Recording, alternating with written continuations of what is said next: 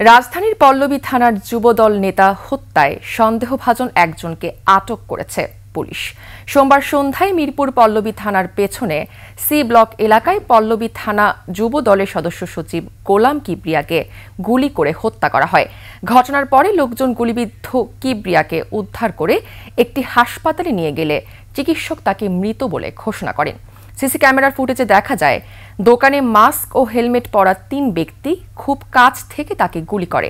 এদিকে এই ঘটনায় আরিফুল নামের এক রিকশা চালকও গুলিবিদ্ধ হয়েছেন। চিকিৎসার জন্য তাকে ঢাকা মেডিকেল কলেজ হাসপাতালে নেওয়া হয়েছে। হত্যাকাণ্ডের ঘটনায় এলাকাবাসীর সহায়তায় সন্দেহভাজন একজনকে আটক করে পুলিশ।